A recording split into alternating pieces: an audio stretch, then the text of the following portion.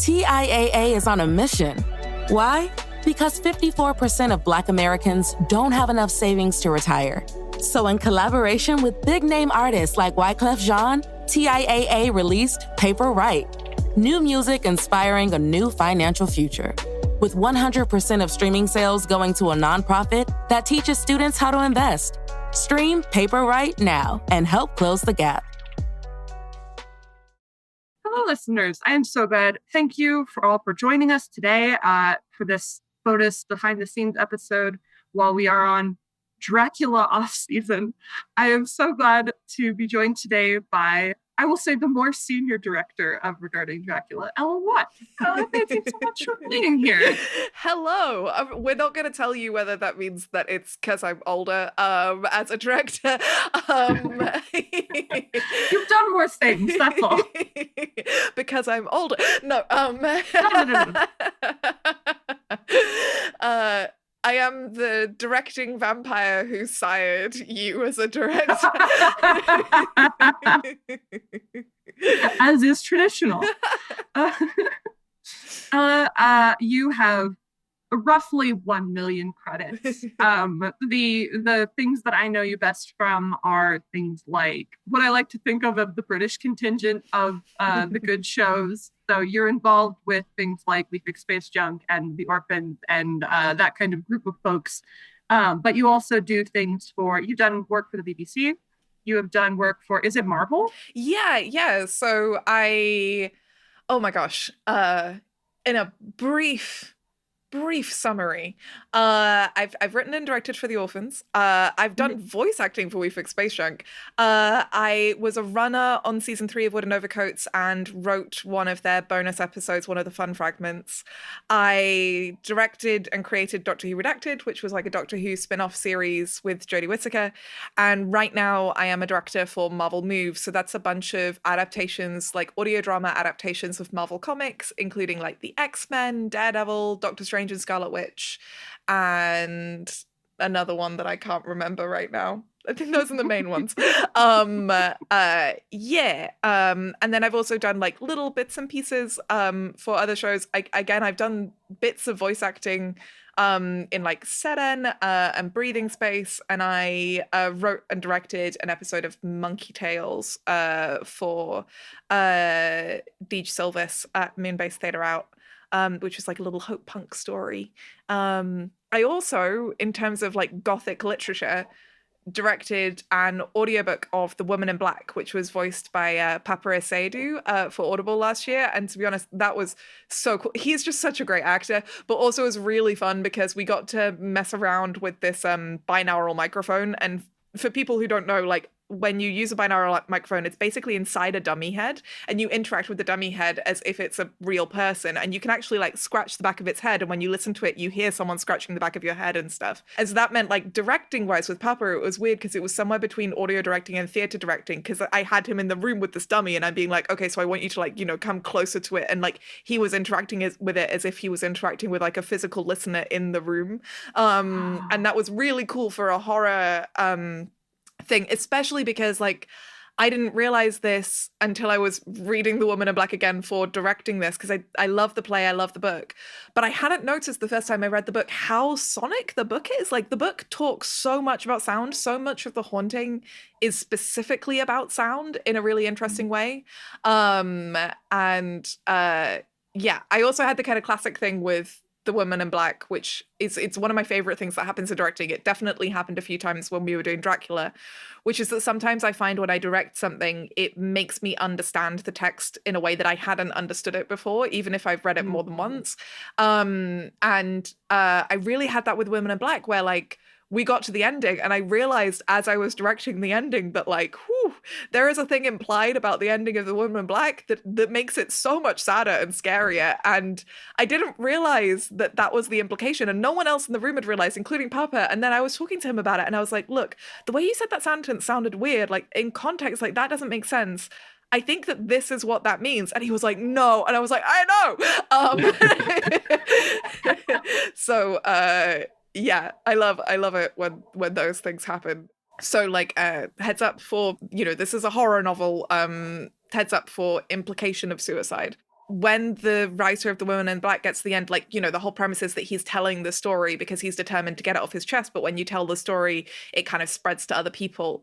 And he has this phrase at the end of the book where he says, you know, now it's done. I can't remember exactly what it is, but he's like, I'm going to go outside and I will leave this for you to find. And he's addressing this in a letter to his wife. The implication being that he won't be there for her to find it. And then, like, basically across the next couple of paragraphs, it becomes clear that as soon as you get to the end of the book, the last sentence, right after that sentence, is when he kills himself, because now he's recounted the story and that's what he's planning. And it's kind of implied a few paragraphs up, and it's not said explicitly, but you find that if you read it aloud in a kind of normal tone of voice, the grammatical structure, the syntax sounds weird.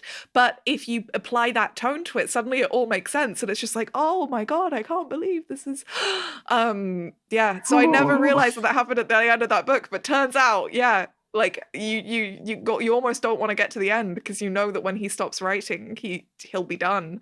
That is absolutely chilling. My word. No, I know. Oh man. Okay, I want to like dissect how you got into directing. What is the first thing you ever directed? You know what? I think about this a lot, actually, because I love directing and people ask me this question quite a lot.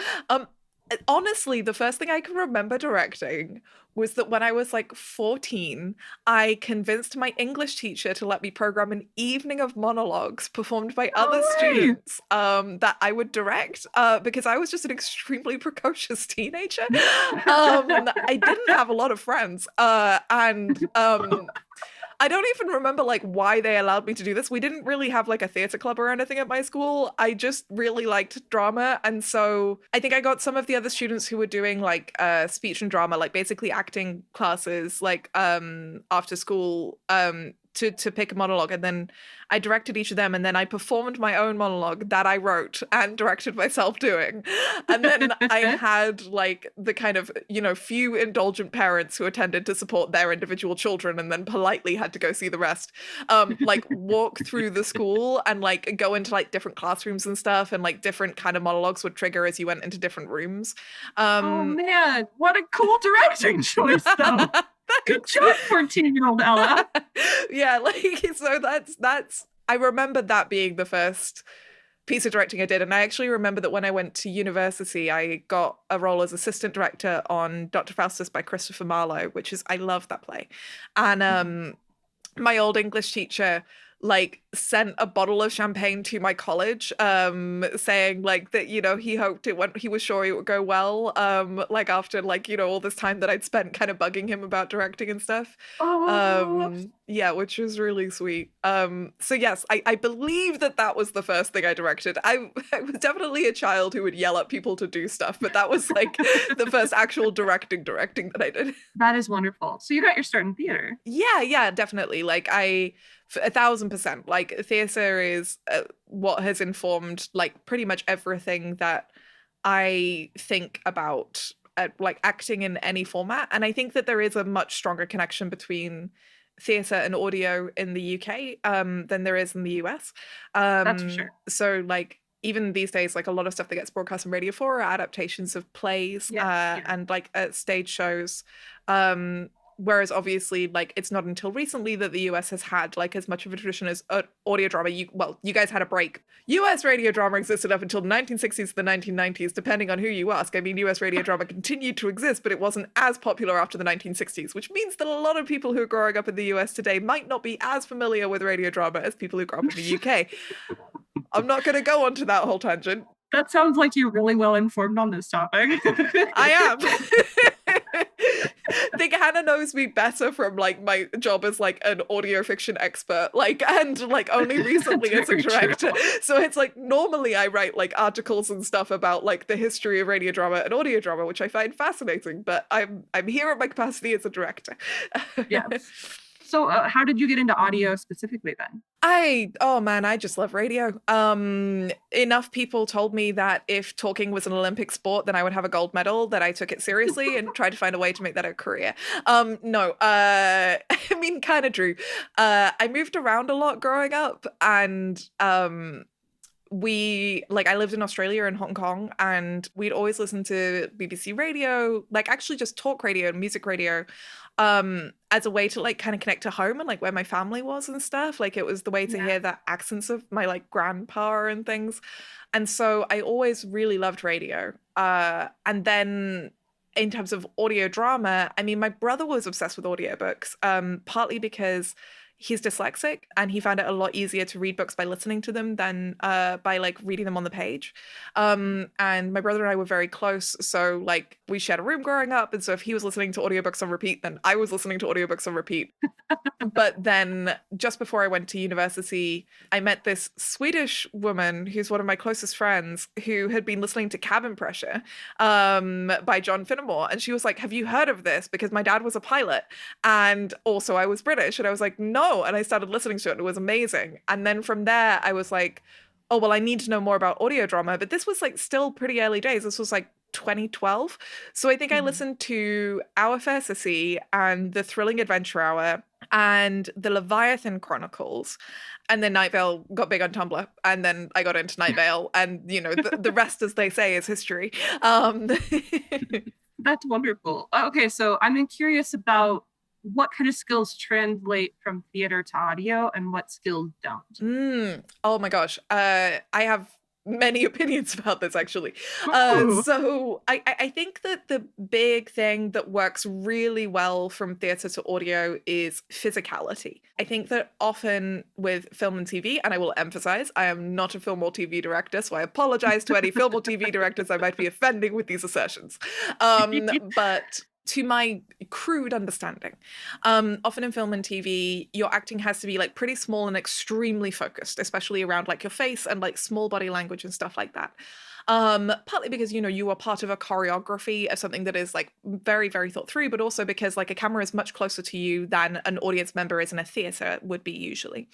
But what that means is that with theater, you get used to like using your body in quite big and expressive ways. And you also have to think a lot about your voice. It's the whole thing of projecting to the back of the room. You have to be able to understand how to project your voice backwards and forwards, which again is a bit less relevant in film and TV, where you're going to have a boom mic pretty close to you and you're not thinking quite as much about your vocal performance as you are about like your, what I guess I would refer to as your visual performance, which is the collection of your face and body language. Right. But in audio, the way that you physically move your body massively affects how you sound. So, for example, if I scrunch myself up and then start trying to talk, then you could kind of tell that I'm scrunched up.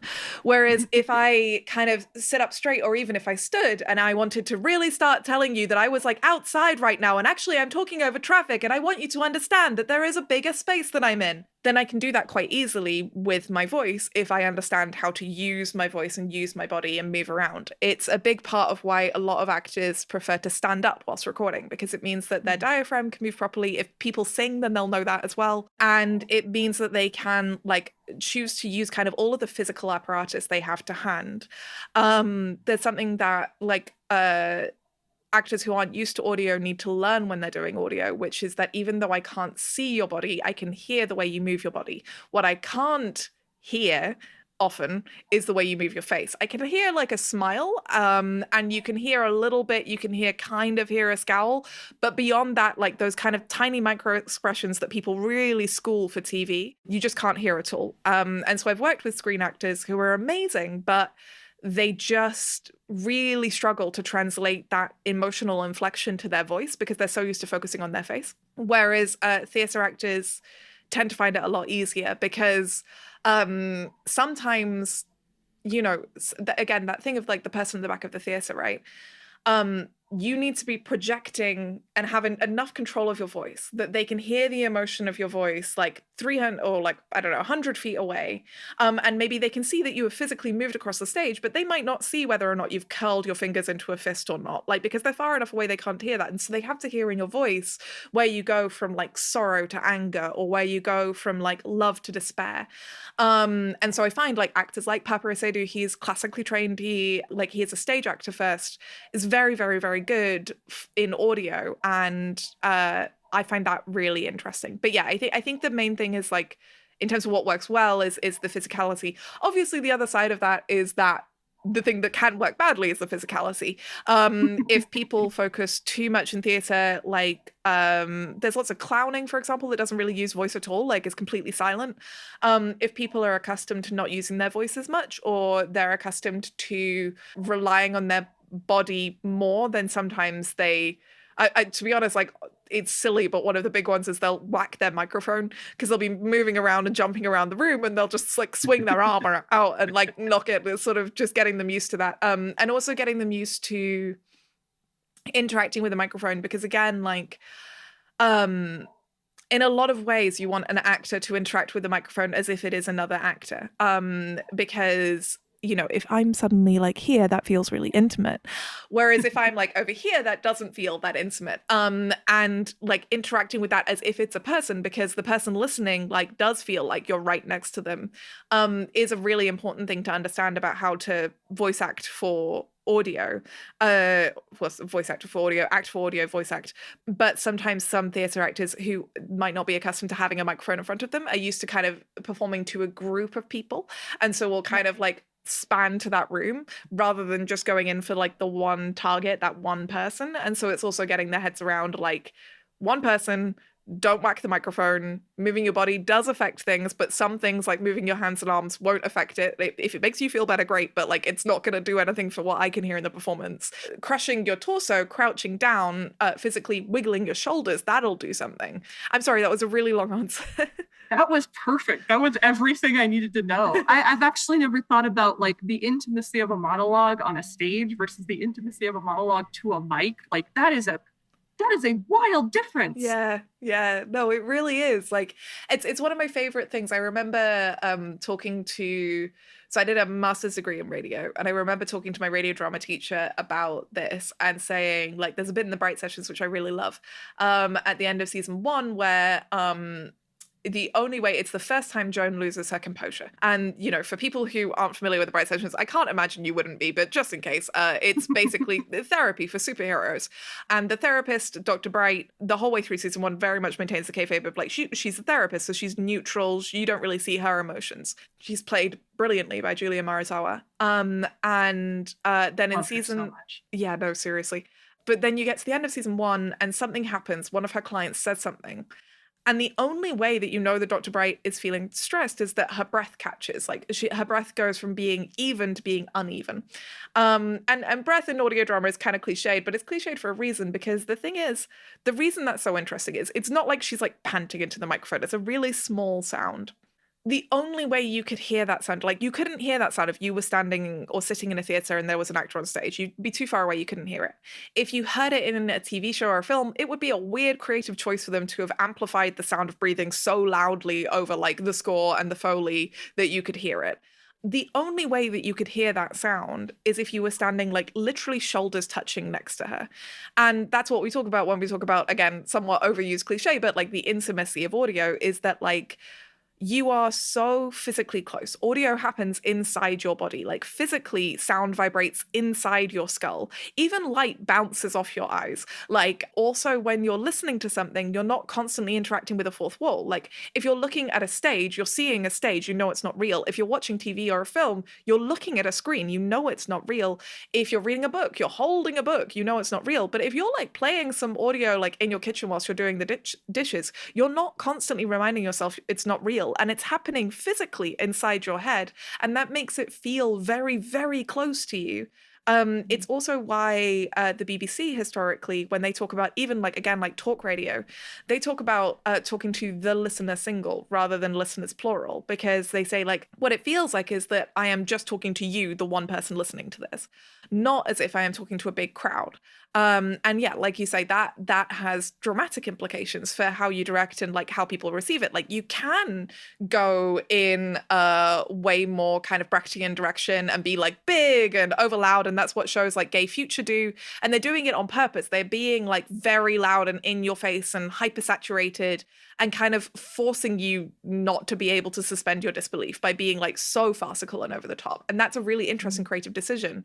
But it is something you have to work quite hard to do in audio. You have to go quite far into the absurd before like people stop taking you seriously. Like even something like Star Tripper, for example, is like a beautiful show and it's very ridiculous, but you always think that Festin Pixis is a person. You don't think that Festin Pixis is like some random like squishable character and you wouldn't mind if he got like eviscerated. Like he's a person like who you know. But that's a very silly show, but that's how far you can go without losing your audience's suspense of disbelief, because they are so close to you. You are so close to Festin. You are on his ship with him. So you have to believe him. You have to believe everything he's telling you.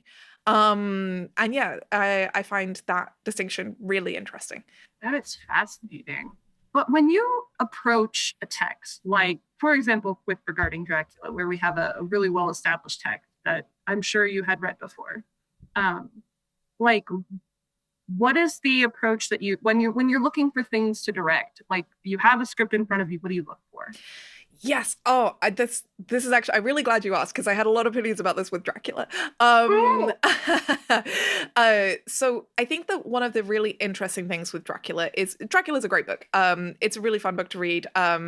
I love the novel Dracula. Dracula is not the only like pre-19th century novel I've read, like or well, I guess pre-20th century novel I've read.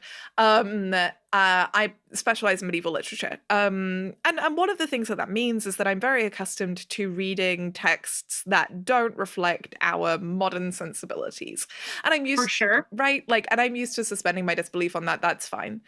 But when directing, there were two big things that came up a lot. Like one was from a performance perspective. So Dracula has this like very florid, very gothic like prose style. Like characters make a lot of exclamations. There are a lot of like big, sweeping, emphatic statements. The problem with that is that for a modern audience, specifically, I guess, an English and American audience was the one that I was like primarily thinking of because those are the cultures I know best. Those big over-the-top statements don't make us think that they are more sincere. Actually, if anything, we tend to think that they're less sincere. We see them as like performative. We see them as like overblown. And that's partly actually, in my opinion, not to be all tinfoil hat, but because of the influence of things like TV and film drama, which like right now the trend in terms of dramatic style is very much for like small, sincere, like really bone deep kind of performances, like things that like cut deep and feel real. We're very obsessed with things that feel real right now, especially because of social media.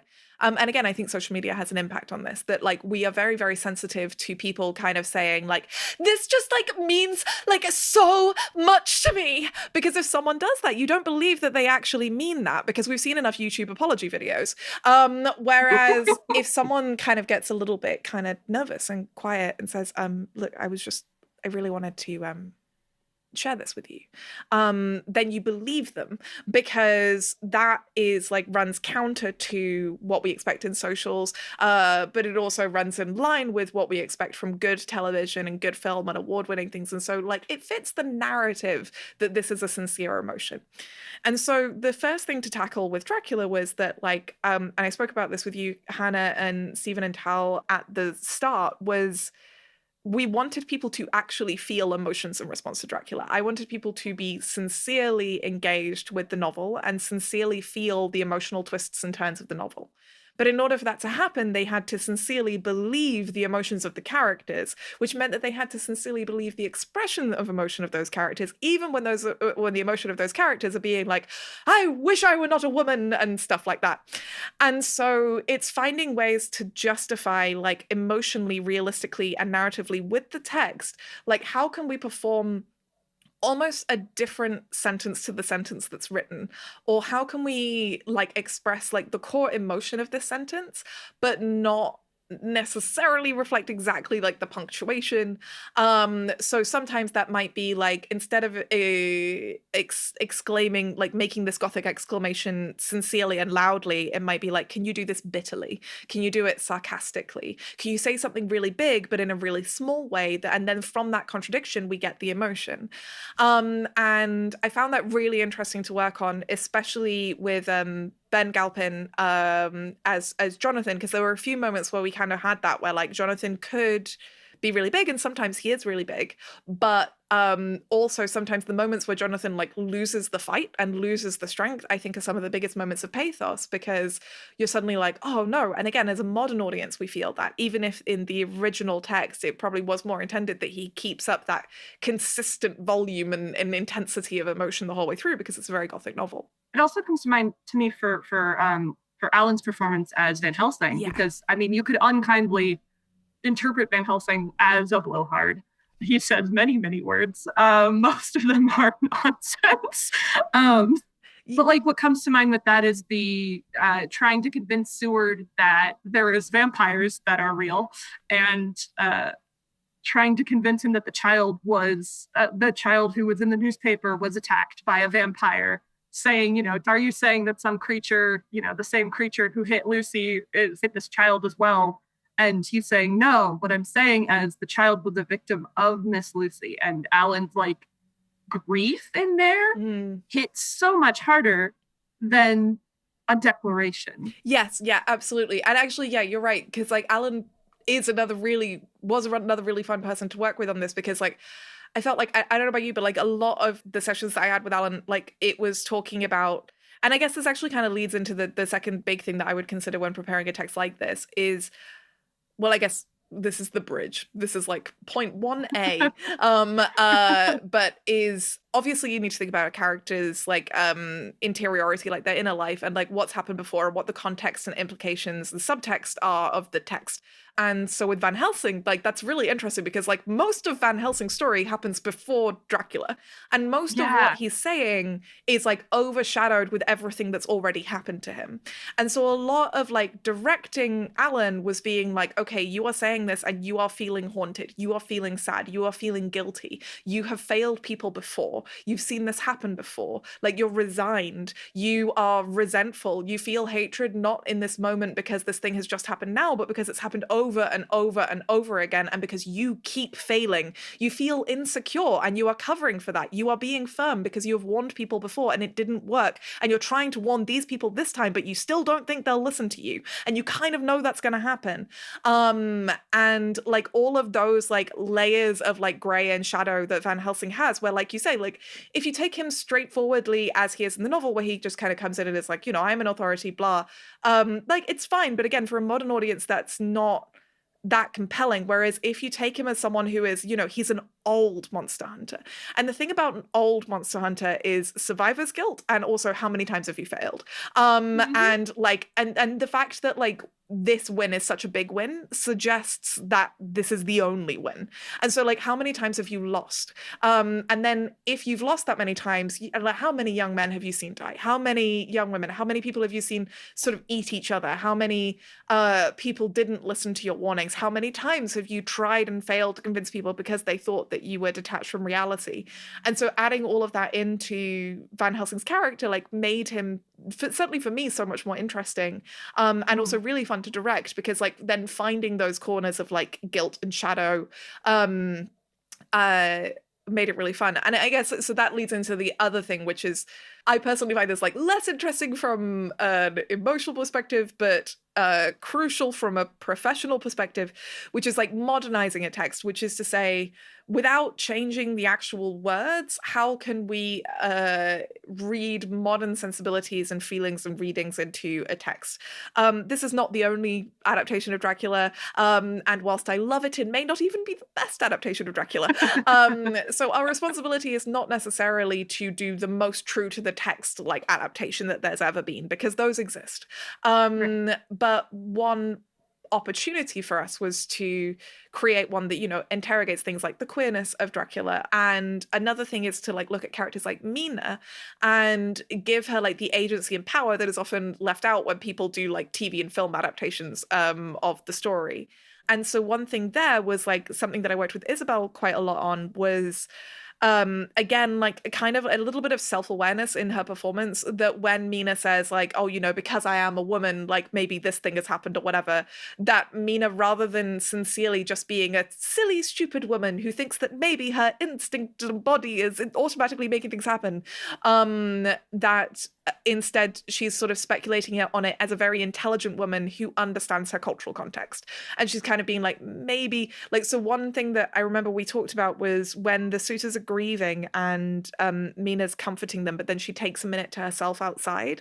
So like Arthur specifically, like, has this conversation with Mina and kind of like lies his head in her lap, and Mina's a bit overwhelmed about that because it's like quite forward, but she's also sort of reassuring herself that this is okay and this is allowed, but you know, she's within a context where that's very forward.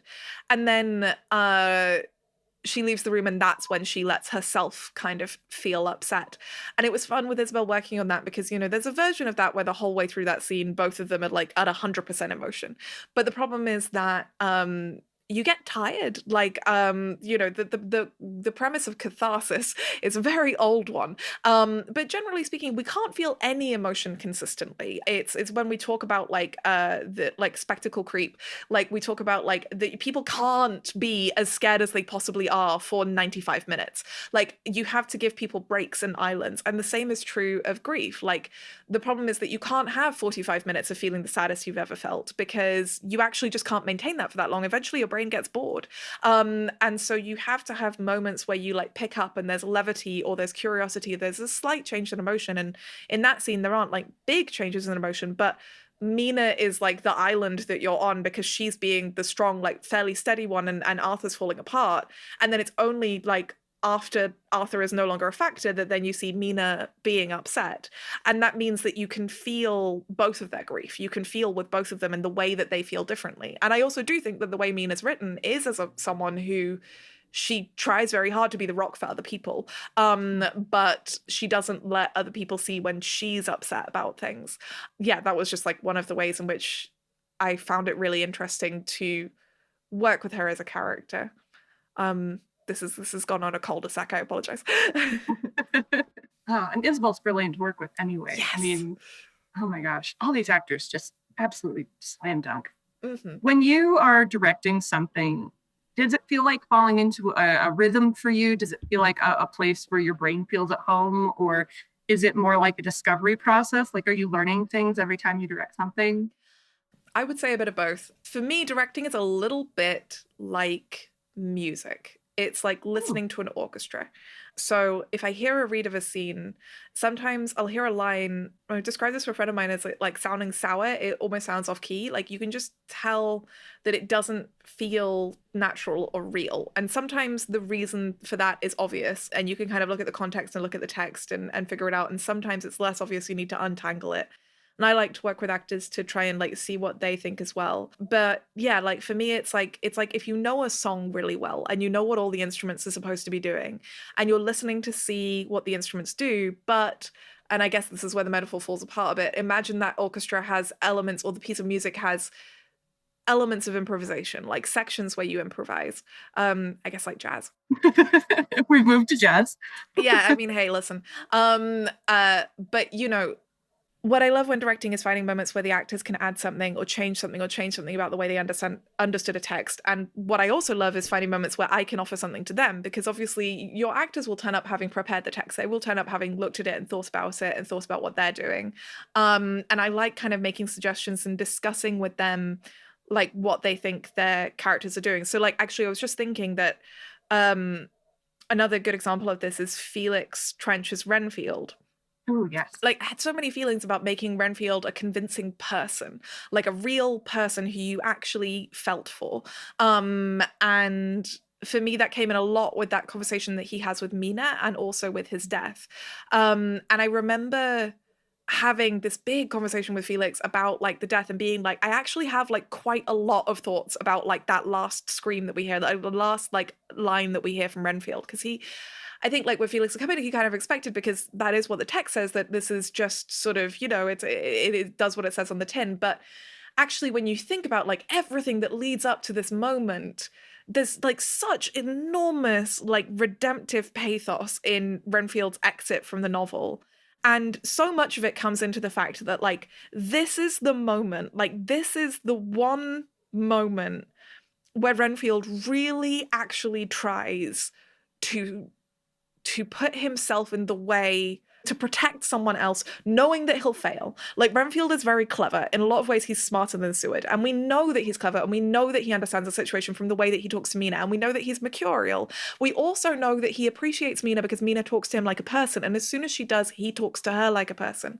And he makes this one rash, irrational decision for once. Instead of, like, planning and calculating to look after himself, he on purpose throws himself in the way of the gun. And he does it because he wants to protect Mina. And he fails so catastrophically. And he realizes in his dying breaths how completely ineffective and impotent he is, and how that sacrifice is completely meaningless, and how she's still going to get hurt. And so the last things he does is this moment of courage, and then this abject, like, the despair of failure. And that's how he dies, knowing that she's going to be hurt, knowing that the one person, like, who showed him kindness or respect in recent years, like, is going to die because he wasn't enough, because he wasn't smart enough, because this one time that he was irrational, it didn't work. And, like, knowing that we could put that much into, like, just these, like, couple lines made it just a much more interesting scene to perform and to record. But also it makes me engage with the text in much more deeply, and it makes me much more interested in it. The other, like, big moment for me like that was actually right towards the ending of the novel when Quincy dies. I love Quincy. I think Giancarlo Herrera is an incredible actor. I love directing him. One thing that kind of became clearer and clearer to me over the course of directing Dracula, or directing regarding Dracula in a way that I don't think I had as consciously clocked this before. The last time I read Dracula I was like a lot younger, but was realizing how much of the novel, especially around Mina, is a pretty strong parallel for sexual assault and for the ways that people think about sexual assault. And so that was something that we talked about a lot in the chapter where Dracula, like, attacks Mina and where everyone reacts to the attack of Mina. And it's specifically this thing about Mina and the mark and her being stained and marked by this. And so much of that, like, we realized across the course, like, and when I say we, I guess I mean the Suitors, Van Helsing and Mina, and we realized, like, as we were recording those chapters, was, you know, so much of it is Mina's discomfort with the fact that people can see this on her, like, that she feels like it's obvious to everyone. And so much of, like, Jonathan's loyalty, like, the fantasy metaphor, and it's an excellent fantasy metaphor, is that Jonathan would fully go vampire for Mina because he just loves her that much. But the real life story, I also think, is so beautiful, which is that Jonathan is emphasizing, and this is unusual for this time period, or somewhat unusual for this time period, is that he does not think that she is dirty because she was assaulted. And he does not think she is unclean. And he does not love her less. And there are examples in the 1800s of men, like, leaving their wives or divorcing their wives, or, like, you know, terrible, like, relationships falling apart because women are assaulted and then they're blamed for it. And Jonathan very specifically, and Bram Stoker through Jonathan, is very much kind of emphasizing that this is not the fault of the person who was assaulted. This is not their stain, this is not their sin. But it is perceived as such, for example, by the Christian church, which, like, at that time period, it was. And even would be, like, you know, that there are certain things about, like, you know, abortion and if you get pregnant and blah blah blah, like, and so anyway, so all this is to say, to come back to Quincy and Quincy's death, I think within that context, that the mark on Mina's forehead is not just vampirism, it's assault. It's a mark of the fact that she was sexually touched in her bed by a strange man against her consent. The last thing Quincy says to her is that she's clean. The last thing he says is that she's not marked anymore. Like, he chooses with his dying breath to tell her that he doesn't think she's dirty. And I think that is such a, like, loving and chivalrous and kind thing to do. And so when we were talking about that, I remember, like, I nearly cried, like, in the session, like, because I was discussing that with Giancarlo and we kind of came to this understanding. And I think that then the way that he performs that, like, as Quincy, that sentence, is just, like, this parting kindness that he can do for Mina, that he can free her of this, and he can tell her that she's free and that she can move on with her life and that she doesn't have to be defined by this. I think is an incredibly powerful narrative. And again, one that I hadn't as completely registered until I directed the piece. And that's what I love about directing is entering like new dimensions of a text that no matter how much I've studied it, no matter how many times I've read it, no matter how many times I've read it, no matter how many adaptations I've seen, you still learn new things when you're actually like in the guts of it, pulling wires places and kind of moving things around. Yeah. On a similar sort of note, I would love to get from you like your thoughts on directing difficult material. Like you also directed Eliza, a robot story, which is another very explicit metaphor for assault and abuse. Like, how do you approach difficult content, especially when in the way that you treat actors and the way that you direct actors? Like, what's your approach there? So I have a lot of strong feelings about this because I think that actors are working professionals who have rights to a safe working environment in the way that every other working professional does. And I think that too many people fetishize actors in the acting profession in a way that becomes incredibly abusive incredibly fast. Every actor I know has experienced some kind of workplace abuse. It's obscene. It's disgusting. It needs to be fixed. So there's a couple of things. One of them I borrowed from Jeffrey Gardner and Eleanor Hyde over at Heartlife NFP, which they developed. Too Unwell. Everyone listened to Unwell. Everyone listened to Unwell. It's so good. Which they kind of got from their work in theatre, which is to have a reporting system in place. So the first thing is, if someone feels uncomfortable with something that I say or do, in the first instance, I ask them to tell me. If they don't feel comfortable telling me on a group call, they can write to me. If they don't feel comfortable telling me, then they can tell one of my colleagues. So for example, in this case, like Hannah. And if they don't feel comfortable telling either of us because we work quite closely together, in this case, we were both directing on regarding Dracula, then they can tell a third person who's a bit more disconnected, so like Stephen or Tal. And, you know, something that I make very clear up top when recording with my actors is being like, this will not affect your working relationship with me. It will not make you less likely to get work from me in future. Feedback is good. I make the radical assumption that I'm not perfect. I assume that I'm going to make mistakes. And shocking, right? And you know, with the assumption that I'm going to make mistakes, I would rather like know how to improve my behavior. As far as I'm concerned, whilst I'm directing a section, I am essentially the line manager of the actors that I'm working with. And what that means in the UK is that I am responsible for their physical and emotional and psychological safety and well-being, which means that if they are doing a running scene where they're having to do a lot of breathing and they're getting a bit dizzy, then I tell them to stop and sit down and have a glass of water. It means if they're under a blanket, then I make sure they get out from under the blanket so they don't overheat. It means, but it also means that if we're approaching sensitive or difficult material, then I make it very clear, like what we're going to be working on. If they want to record separately, for example, is a big one. So especially, I think with both Dracula and Eliza, it's a lot of stuff about, like sexual violence and also gendered violence. So it's that if a performer doesn't want to record in a room with any men in it, then they have the right to make that request, and to record separately or privately if they'd like to.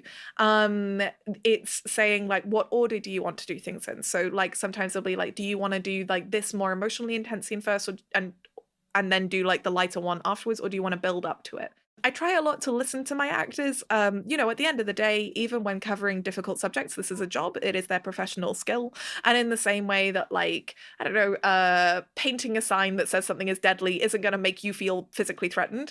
Most actors, like, most of the time are able to, like, make a pretty strong distinction between what they're performing and who they are as people. And it's important to remember that, like, but at the same time, like, if you're doing an unpleasant bit of work, it's always worth kind of knowing like what order you want to do. But I think a lot of it for me is about, giving my actors agency. It's making sure that they feel able to request breaks if they want to. I port some kind of RPG safety tools that I use like into my directing sessions. So just kind of being like, you know, we can stop and we can like completely end the session. So basically the equivalent of like a red in an RPG, or we can stop for 15 minutes and then come back in. I generally have that like as a rule for a lot of different reasons. Like if there are tech issues, people can get really stressed. It means that they're in a really bad headspace to perform because they can't focus on performing because they're stressed about like their computer or the sound or whatever. And so often I'll make like a bunch of dumb jokes and kind of just vamp and spiel for 10 minutes and then make them go get some tea and cake and then come back like when they feel like it's a different space in terms of remote recording. But yeah, like, so it's a similar thing with like kind of dealing with these heavy subjects. But generally speaking, I think it's just about like clarity and agency, making people feel empowered to and enabled to say no or to organize the way that they do things if they want to, and also making sure that they know what they're going to be performing on a certain day, who's going to be there, like what is going to be expected of them. I think that there has never in history, and I don't care if any film bro wants to fight me on this, I will fight you on this. I do not think ever in history a director like sending a naked woman into a room where there's a strange man who's going to run at her with a knife to get like the authentic reaction has ever actually been a better performance. Because at that point you're not looking. I think it's hard to claim that there's such a thing as a universal indicator of emotion, despite what pop psychology might say.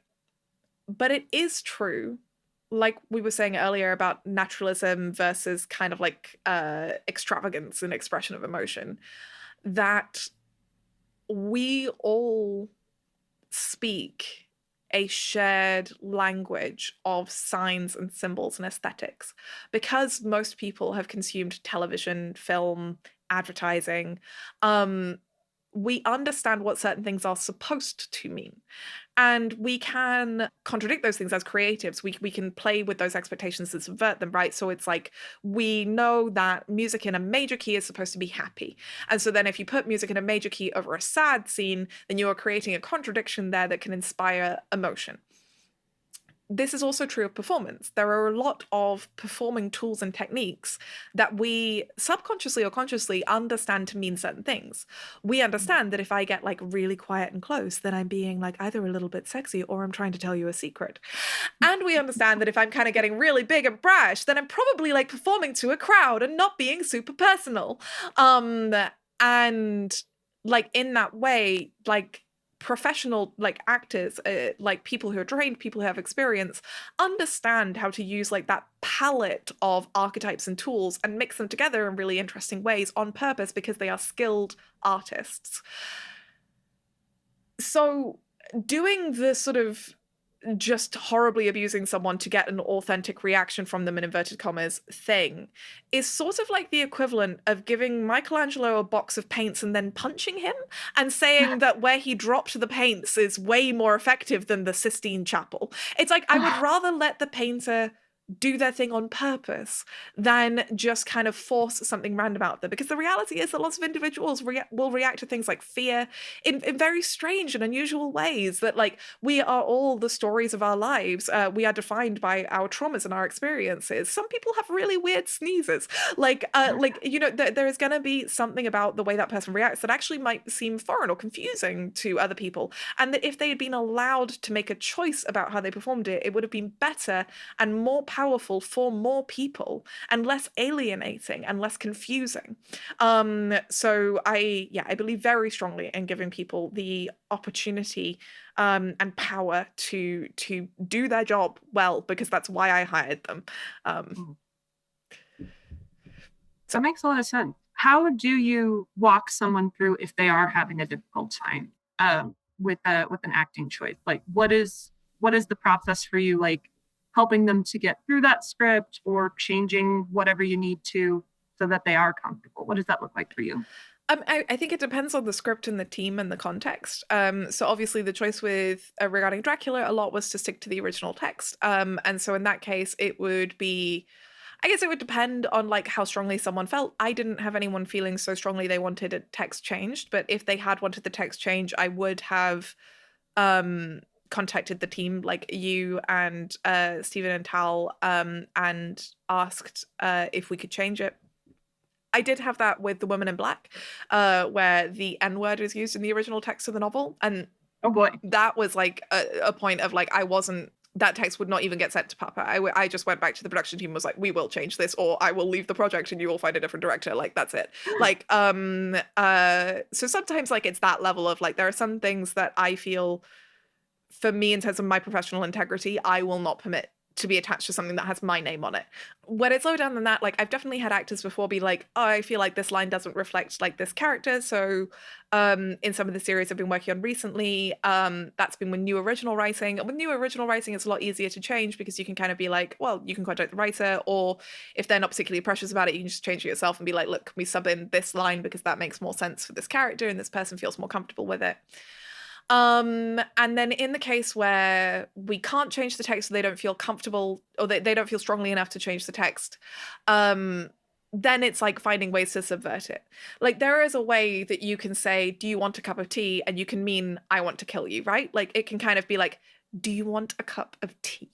Like, and you can essentially like say one thing with your words and another thing with your delivery. Acting. Well, right? Like, and that's like the thing that I tend to do a lot with especially stuff around like race and gender in terms of Dracula, where like characters are self-aware, like that when they're saying things like this, they are saying it often with a sense of irony, a sense of reflection, a sense of resignation or humor or sarcasm, because then it takes the power out of the actual statement. Like if the person saying it has the agency to say something mockingly, like, well, you know, like all women are obviously expected to behave perfectly. It is pretty clear that I don't mean that. And then it is a lot less disempowering and debasing than having to say very sincerely, well, yeah, like, I mean, do you not behave? Like, that's really weird. You know, like it's you want to be so finding ways to kind of I guess trouble the text and have a conversation with it and sometimes argue with it, and so that's like a big one, and generally speaking, like I find humor is one of the most effective ways to do that. It's really hard to be scared of something that you can laugh at, and so it's really hard to feel offended or hurt by something you can laugh at. Like as a queer person, that's like a big part of our MO. Like if you can laugh at the fascists, then they lose a lot of their power. When you're scared of them, that's exactly what they want. They want you to feel scared. But they don't know how to react to being made fools of. And so like a similar thing with texts. But apart from that, again, it's just communication with the actor and just sort of being like, I am never going to strong arm an actor into doing something that actually makes them feel, you know, debased or like deeply insulted, because that, again, I feel contradicts my professional obligation to them as my colleague.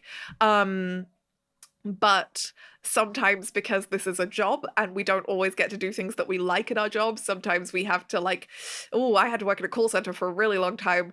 You know, you kind of suck it up and find ways to justify it and find ways to make it make sense in your head, in the same way that like I would make customer service make sense in my head, you know? Like sometimes it's just being like, well, okay, like this is why this person really does need their noodles to not have chilies or whatever. Like that's not a good example. Dietary preferences are allowed, but you know, like that kind of that kind of thing.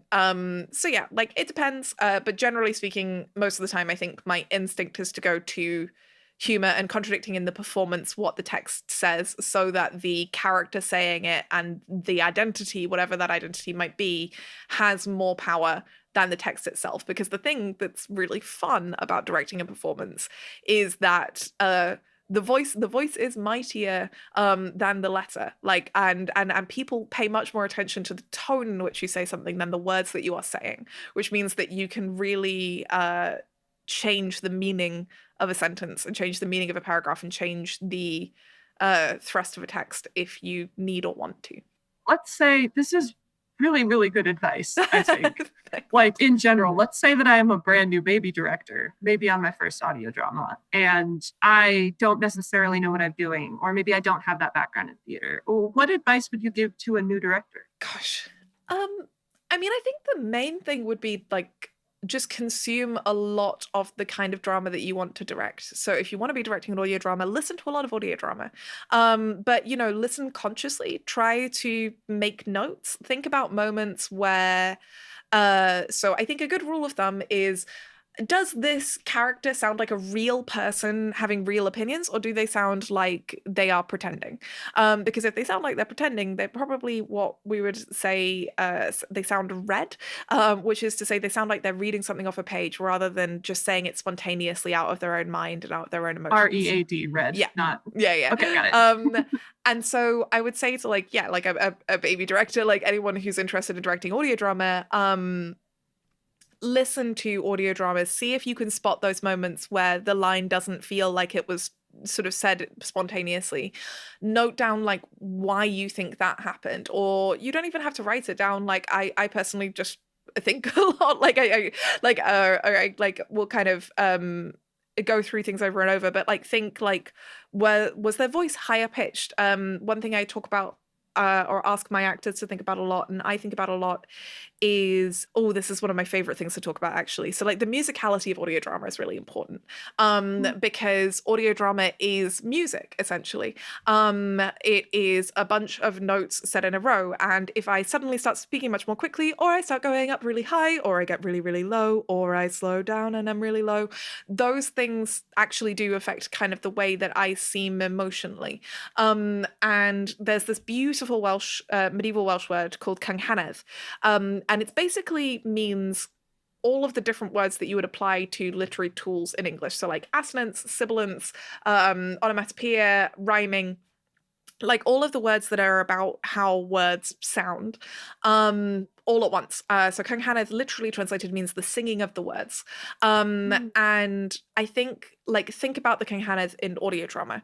Like often a scene in an audio drama is a piece of music. How quickly is it going? When does it speed up? Where does it crescendo? Where does it diminuendo? Like why is a voice higher or lower pitched? What is making that happen? Why is there a pause here? Why is there a sudden like rhythm? Why is there a staccato bit here? Why is this bit smooth and this bit rough?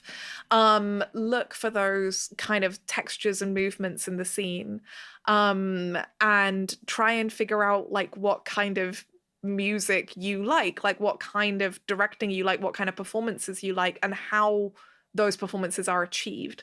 So, it might be that you like those kind of bigger, kind of gay future type, like really loud performances. And it might be that you like really small, sincere performances, and it might be that you like ones in between. But you need to figure out like what kind of directing you like, what about directing like resonates with you. And really like the more you listen, the better your ear will get. Like again, like for me, and certainly for a lot of the other directors I work with, directing I would say is about like I can't even put a balance on it. I was gonna say half and half, maybe it's half and half. It's at least partly preparing the text, but it's also a lot just like in the room. I've listened to enough drama and seen enough drama and thought enough about drama that I can just hear if something's wrong, and I can normally tell what needs to be fixed about it, in the same way that if I play the violin, I can tell if a note's off key and I can tell if I need to go higher or lower to fix it. So yeah, mostly just, familiarize yourself with your field, but also do consider consuming drama in other mediums. You will learn things from them as well, like, watch TV, watch films, go to plays. I do think that theatre acting is really, really sympathetic with audio, and I think that learning more about theatre will probably teach you more about audio drama as well. Listen to audiobooks. There are some great performances in audiobooks. I was listening to an audiobook of The Road of all books, and it completely changed the way that I thought about audiobooks because it was such a great reading. Wow. Listen to video game voice acting and think about like voice acting in video games, and in animation. This is a long round, but basically just listen to audio drama. It will help you understand audio drama. For Rook, who is doing the transcript for this, could you spell the Welsh word? Yes, yeah. So it's C for cook, Y, N for November, G for golf, H for hotel, A for alpha, N for November, E for elephant, D for delta, D for delta. Canghannedd. It's Welsh has a different set of characters to English, so double D means th, right, so that's why it's slightly strange. But yeah, CYNGHANEDD. I had a bunch of friends in college who took Welsh as a one semester elective. Cool. And they were like, "Let me tell you about the double L." Yeah. Oh no, we love the double L. That's a sh. That's and I do it wrong every time. That's it's not in English. It's not a sound found in English. So yeah. Okay, Ella, tell me what you are working on right now that you are so excited about. I'm so glad you asked. Because I have just written and directed my own audio drama series. This is actually the first audio drama series that I have created myself. I'm very excited about it. It is a post-apocalyptic urban fantasy inspired by British folklore and Arthurian legends. It is coming out in January 2024. It is called Camlann, Camlann. I'm making it with Tin Can Audio. I'm making it with Tin Can Audio. It's a serialized drama. It's about 3 idiots and a dog in a cottage in Wales trying to survive the apocalypse. It means a lot to me. Yeah, I wrote it, I directed it. Please check it out. I cannot wait to hear it. And if we want to know more about you and your work, where should we go? So you can follow me and Camlann on socials. So I'm on all of the various socials that still exist as at GEJ Watts. They're just my initials. And then Camlann is at Camlann Pod. I don't have a Tumblr, but I do have, I don't have a public Tumblr, but I do use the Camlann Tumblr. So if you ever want to interact with me, Ella, on Tumblr, go to Camlann Pod and I will talk to you about audio drama. Ella, thank you so much. I learned a lot from you as a director during our time on Regarding Dracula. I feel like this has been just a really enlightening and rich conversation about the art of directing. You're so cool, Ella. Oh, thank you. I think you're pretty cool too. All right. Thank you so much for joining me, and thank you all listeners for joining us today. This bonus episode featured dialogue editing by Brad Colbroock. It was produced by Tal Minear. This interview was made possible by our supporters on Patreon. Visit patreon.com/REDracula to join them. Next up is the trailer for Camlann, a new audio drama written and directed by Ella Watts.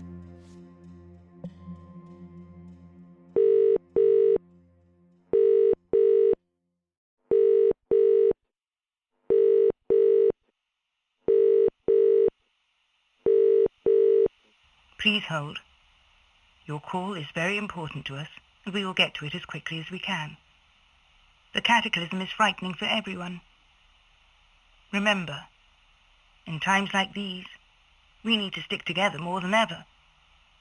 If you need emergency assistance, please call 999.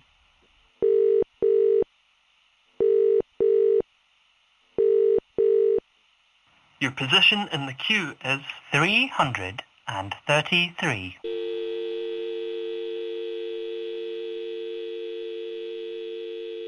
Hello, you've reached the Cataclysm Casualties Hotline. Can I take your name and date of birth?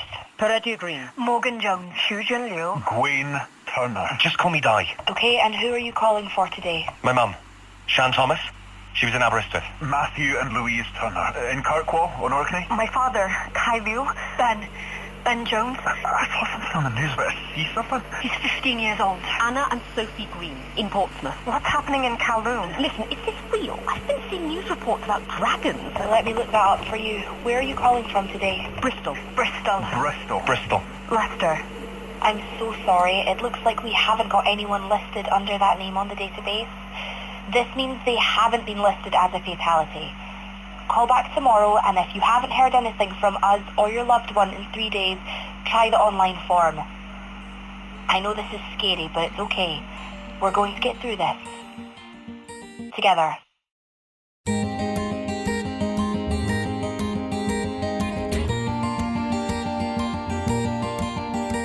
Camlann, a post-apocalyptic audio drama by Ella Watts, inspired by folklore and Arthurian legends. Coming January 2024.